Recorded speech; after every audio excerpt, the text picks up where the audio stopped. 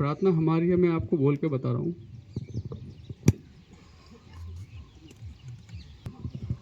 प्रार्थना है, सभी मेरे साथ दोहराएंगे। हे नाथ, तू ही मनुष्य जीवन का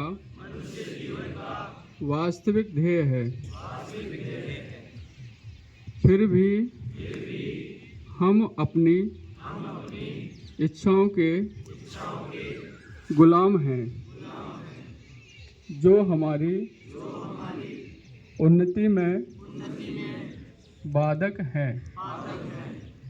तू ही एकमात्र ईश्वर और शक्ति है, जो हमें उस लक्ष्य तक ले चल सकता है।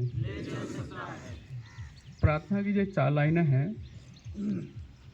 पहली लाइन कहती है, हे नाथ, तू ही मनुष्य जीवन का वास्तविक ध्येय है। अभी तक आपका रियल गोल क्या था? फिर शादी, फिर बच्चे, और आखिर में दैट्स ऑल। तो जो रियल गोल को हम पकड़ नहीं पाते। कई बार पूजा करने तो जाते हैं तो लेकिन वो मैकेनिकल हो जाता है। तो उसके लिए आपको अपने अंदर उतरना बहुत ज़रूरी है। कहते हैं ना कि हृदय क्या होता है? आत्मा का स्थल होता है, ईश्वरीय निवास होता है। तो जो निवास है, उस निवास को तो खटखटाया नहीं अभी तक। मंदिर तो गए लेकिन यहाँ तक नहीं पहुँचे। यहाँ पहुँचने के लिए ध्यान है, और ध्यान में बैठने से पहले यह है प्रार्थना, हम उनको या तो ऐसे पढ़ लेंगे या एक कंठस्थ हो जाए तो प्रार्थना करके वो बैठ जाएंगे।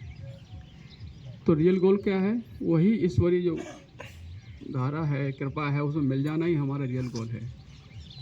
बाकी ऐसा नहीं है कि शादी नहीं करना है, बच्चे नहीं करना है, नौकरी नहीं करना है। ये तो जीवन का वो है ना, वो तो करना ही पड़ेगा, कर्तव्य है आपका सब। तो आज क्या पता चल गया? रियल गोल। तो हमारा ध्यान कहाँ रहना चाहिए? रियल गोल पर। जैसे जो हमारे ग्रह होते हैं ऐसे चक्कर लगाते हैं ना, लेकिन उनका केंद्र क्या होता है? सूर्य केंद्र होता है। ऐसे ही हम काम तो सब करेंगे, लेकिन हमारा केंद्र क्या होगा? ईश्वर केंद्र होगा। वही सब कुछ हमारे माध्यम से कर रहे हैं। हमको लगता है मैं कर रहा हूँ। अगर देखेंगे तो कई घटनाएं ऐसी घटित हुई होंगी आपके जीवन में कि आप उस काम को कर ही नहीं सकते। इसका मतलब क्या हुआ? कि उन्होंने आपको आगे बढ़ा दिया। आपको अब समझना है कि हमें करना क्या है। दूसरी लाइन है, फिर भी हम अपनी इच्छाओं के गुलाम हैं, जो हमारी उन्नति में बाधक है। कि हमें कहाँ पहुँचना है। तो ट्रेन में बैठे हैं और रास्ते की चीज़ों को बटोरते जा रहे हैं कि मैं जे भी,